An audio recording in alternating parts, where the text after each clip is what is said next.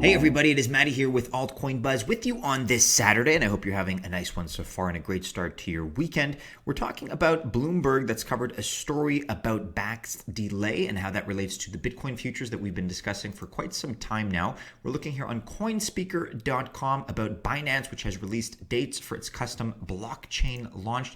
Mithril has soared lately, 45% up over the last 24 hours at the time of this recording. Crypto Potato is going to lay out the case as to why. It has to do with the Binance decentralized exchange Mainnet announcement here on newsbtc.com, why the next crypto bull run will be several magnitudes bigger, presumably they mean, than the last one. We'll let you know their take on that issue.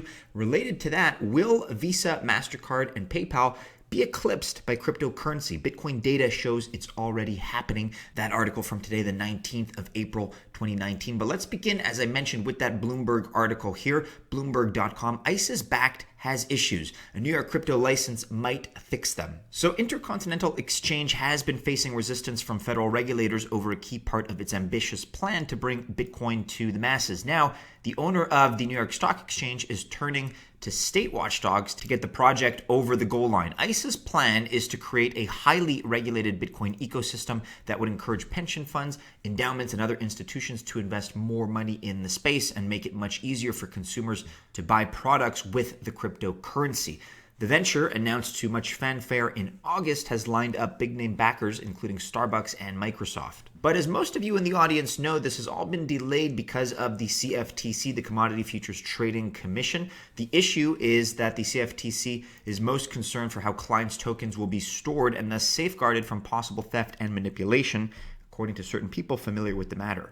The CFTC recognizes state bank and trust licenses and could let ICE list futures through a self-certification process if it obtains permission from New York's Department of Financial Services to hold tokens, said one of the people. The CFTC, which doesn't police the spot market for Bitcoin, is still likely to require public comment on Bakkt or have an ICE panel that assess risk approve for futures contracts, the person said. A spokeswoman for the New York regulator, which has granted virtual currency licenses for a number of crypto projects, said the agency doesn't comment on applications. Kelly Loeffler said the following in closing, quote, "While we're not yet able to provide a launch date, we're making solid progress in bringing the first physical delivery price discovery contracts for Bitcoin to the U.S., where price formation will occur in federally regulated transparent markets." She said that on a Medium post. Check out this article in full. It's from the 18th of April, so just yesterday. Quite a good piece, and you can find it on Bloomberg.com. We're going to link to it in the description below. It's also covered here on dailyhodl.com. Bloomberg sources reveal reason for Bakkt's Bitcoin futures delay. This largely covers the same information we just looked at. Again, it's a question of the Commodity Futures Trading Commission, the CFTC,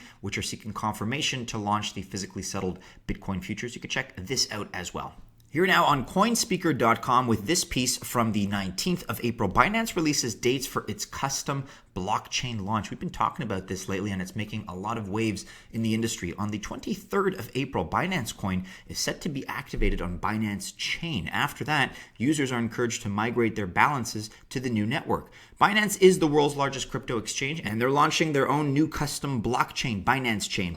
In a recent announcement, the company revealed dates for executing Mainnet swap. On the 23rd of April, Binance's own Binance Coin, ticker BNB, that now runs on Ethereum, will be activated on the new network. We covered this the other day on the 18th of April. Binance had this tweet: "Today marks the birth of a new Genesis block. Who is ready?" Little information here on how BNB will be managed. The initial total supply for the tokens will make up 200 million, 48 million of which will be frozen, and just over 11 million will be burned on Binance Chain. Binance stated the following, quote, "The first batch of 5 million BNB will be allocated and deposited into an address belonging to Binance.com, 148 in order to cover the ERC20 BNB for existing owners.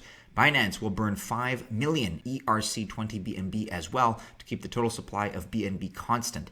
As more users convert to BEP2 BNB native, more BEP2 coins will be released as proportional amounts of ERC20 BNB will be burned while keeping the total supply across both networks constant." Binance is nothing if not judicious and very disciplined in the way they roll out projects, for the most part. Maybe there could be some early exceptions that I'm sure some of you will point to, but they're very calculated and very careful in a good way about the way that they handle big projects and big initiatives. Changpeng Zhao, the CEO of Binance, said the following, quote, "With the core Binance coin technology, Binance DEX can handle the same trading volume as Binance.com is handling today.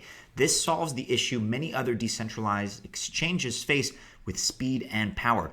As for Binance DEX, it is based on the peer-to-peer protocol and allows users to exchange crypto assets directly between each other. The main advantage of Binance DEX is the matching system. Binance Decentralized Exchange is created on a high, powerful blockchain engine, Tendermint core with 1 second block times that provides the speed, which is also the same to centralized exchanges. If you're a little bit behind as far as the details of what you may want to do, what is recommended as far as your actions that you should take as a holder of BNB, check out this article in full. It provides some pretty good tips on how you may want to take advantage of this new blockchain that is emerging, Binance Chain.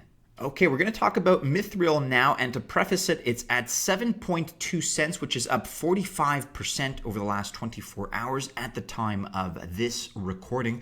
We'll let you know why that is with this piece on CryptoPotato.com. At the time of this publication, Mithril had spiked 70% following Binance's DEX Mainnet announcement. So tying back into our last story yesterday, on the 18th of April, Binance officially announced the launch of the Mainnet of their decentralized exchange called Binance Chain.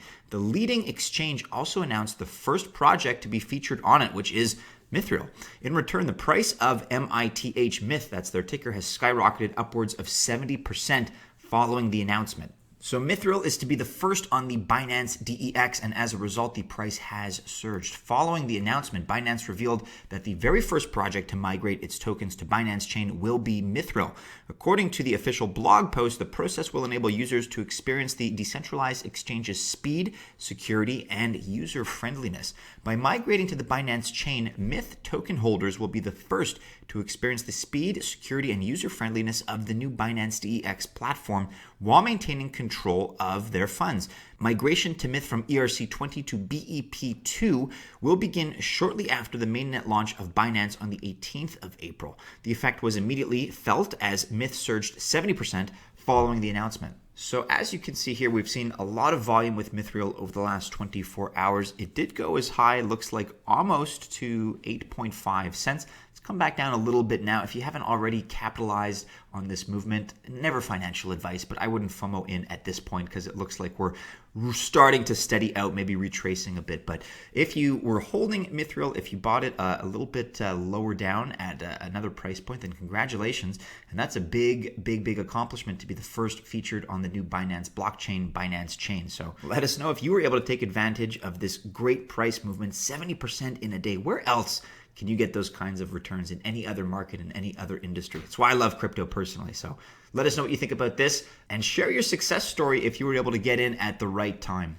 In other news here on newsbtc.com, why the next crypto bull run will be several magnitudes bigger, presumably meaning several orders of magnitude bigger. The general market sentiment around cryptocurrencies is far more positive now than it was the same time last year. A pullback was expected, but very few in the industry predicted things would drop so low and virtually all gains would be wiped out. As markets appear to be coming off the bottom, crypto traders, analysts, holders, and investors start looking toward the next big bull run, and it could be a monster. I think what would make it a monster, and what's pointed out here, is this increasing argument, this increasing relevance for cryptocurrency in the mainstream. And as it becomes something that's less and less taboo, less and less stigmatized, not that it ever should have been, but let's face it, some people had that opinion. As it becomes more and more mainstream, I think that's where the value of it actually comes into its own and matures. As Chief Investment Officer, Ikigai Asset Management and crypto pundit Travis Kling points out, quote, in late 2016, the vast majority of the world had no idea what any of this was or what its potential is. This time is different. Awareness is massively higher. That's going to make reflexivity act that much crazier. A little bit more here on what the mainstream media have pointed out, as well as what some analysts have said. Quote, the longer Bitcoin range between $5,000 to $5,200, the stronger support it becomes after the next push up. though this equally becomes a stronger resistance if a breakdown occurs. There's the double-edged sword. So check this out in full. I mean, this is wildly speculative. There's nothing that really grounds this opinion, but there is a feeling, and I share it, that this next run-up could be significant in quite a lot of ways, but definitely quantitatively as well. Here on EthereumWorldNews.com, the question is being asked, will Visa, Mastercard, and PayPal be eclipsed by cryptocurrency? Bitcoin data shows it's already happening. Well, here's the thing. Crypto is cheaper than Visa, MasterCard, and traditional payments. So since Bitcoin garnered some semblance of traction, it has been touted as a viable alternative to traditional digital payment rails like Visa, like MasterCard, PayPal. As Shapeshift's Eric Voorhees said in a recent interview, Bitcoin, unlike centralized digital monies, is free to use. So it's accessible. It's also borderless and uncensorable, arguably making it the perfect substitute. And yes, the leading cryptocurrency is probably best used as a store of value, as an alternative to gold, as scaling efforts are deemed lackluster by pundits. But recent data compiled by Blocked Data confirms that Bitcoin has potential as a medium of exchange too. So don't forget that merchants pay quite a bit of money to process every credit card transaction. It's a function of percentage, but according to some recent data, merchants would see their margins swell by up to 4% if they accepted cryptocurrency instead of fiat on credit and debit cards. And that makes a big difference to the bottom line.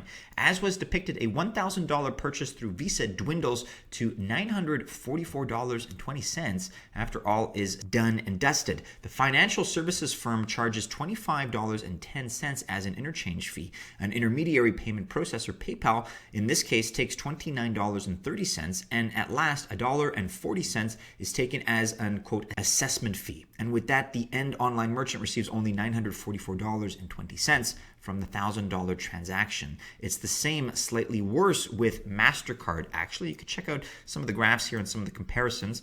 If we blow this up, you're going to be able to see that there really is quite a bit that is shaved off. And you know, some people would really say that this is an outdated form of payment based on those outrageous percentages. So by comparison with crypto, on the other hand, fees across the board are drastically slashed. $1,000 that you're purchasing with Bitcoin, while Block Data has estimated that the merchant at the end of the equation gets $974.22, and that's today. Chances are that's going to improve with time, but $974 is deposited in the bank account if the transaction fees are $5, which they aren't, and the crypto to fiat platforms charge a 1% fee.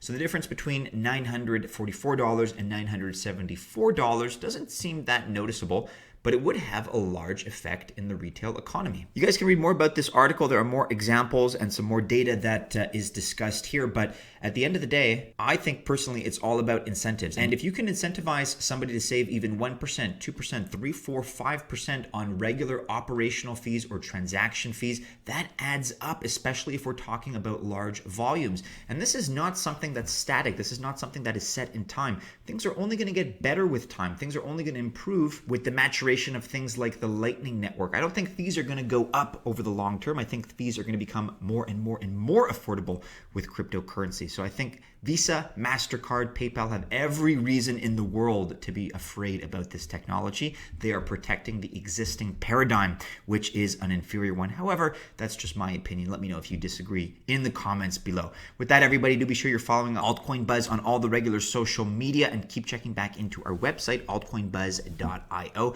Tomorrow, we're going to be discussing VeChain and Engine stories at length because there is a lot that is happening. There's a lot that we want to alert your attention to. But in the meantime, if you enjoyed today's video, go ahead, like, subscribe, share, and hit the bell to receive notifications. Have a great Saturday, everybody, a great weekend. All the best of luck if you choose to invest, but have a good one first and foremost. And as always, we hope to see you again soon in our next video. Take care.